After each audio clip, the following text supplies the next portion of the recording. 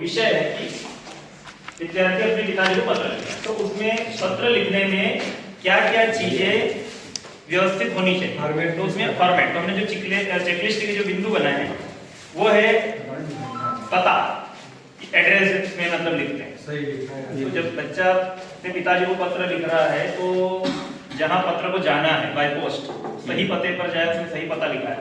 संबोधन, जब हम बच्चा जब लिखता है किसी को पत्र, कोई भी लिखता है, तो उसमें जब जिस व्यक्ति को हम लिख रहे हैं तो उसको उचित संबोधन से संबोधित किया जाए। छोटों को लिख रहा है, बड़ों को लिख रहा है, ऑफिशियल, अनऑफिशियल, ऐसा।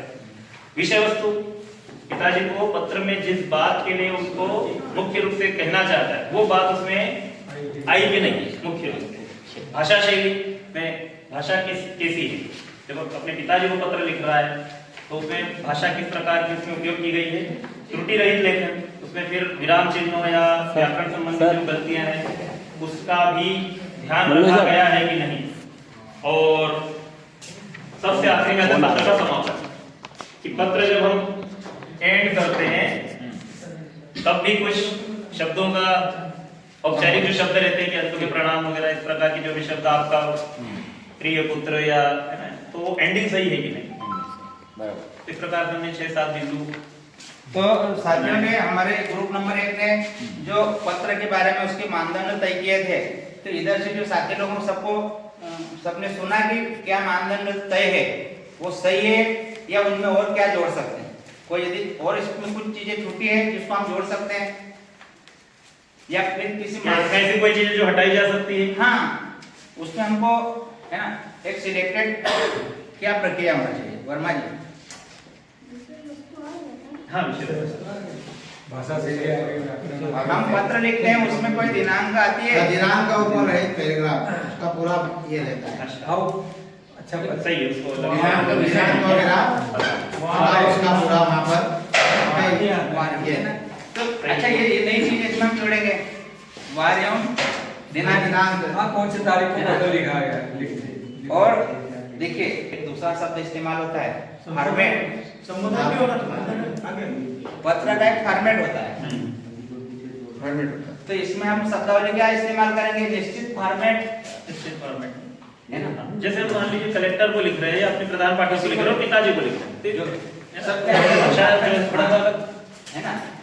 और बहुत बहुत बढ़िया इन्होंने ये लिखा है। वैसे मैं इसमें पढ़ के आपको सुना देता हूँ कि मामला क्या है, वास्तव में सही फॉर्मेट में क्या क्या चीजें होना चाहिए। तो सर आप सुनाएंगे और इसका फॉर्मेट ऐसा होना है, इनको सर बता दीजिए ये वाला। तो चेकलिस्ट के बिंदु इसमें जो है अभिवादन किया गया है, संबोधन जो है, दिनांक एवं स्थान लिखा हुआ है, एड्रेस की बात थी, दिनांक की चूक हो गई थी। पत्र के फॉर्मेट के रूप में प्रेषक और प्राप्तकर्ता का नाम और पता सही स्थान पर लिखा हुआ है, मात्रा में कोई त्रुटि नहीं है, जो इसमें त्रुटि रहित लेखन जो है। और पत्र के प्रयोजन उद्देश्य को स्पष्टता के साथ लिखा गया है, जिसमें हमारी जो विषय वस्तु है। तो आपने ये चेकलिस्ट बना दी सर जी। अब इसको एक साथी को उसका आकलन के लिए हम देंगे, तो क्या प्रक्रिया अपनाएंगे आप? भैया तो जब वो पत्र लिख चुका होगा उसके बाद ही हम ये चीजें चेक करेंगे। जैसे बच्चे ने पत्र लिखा है ना, साथी उसके लिखे हुए पत्र को देखेगा, तो ये चेकलिस्ट जो उसको टिक करेगा, पूरे इसमें सही संबोधन क्या है कि पूज्य नहीं लिखा है कि पूज्य लिखा है, टिक लगाते हैं। मैं दिनांक वार लिखा है उसको टिक कर देगा। इससे वो छात्र को कुछ सीखने में मदद मिलेगी, बिल्कुल मिलेगी, और जो चीज नहीं छात्र आकलन करना भी सीखेगा, है ना। तो यहाँ छात्र साथी का आकलन कर रहा है कि स्वयं का भी आकलन हो रहा है।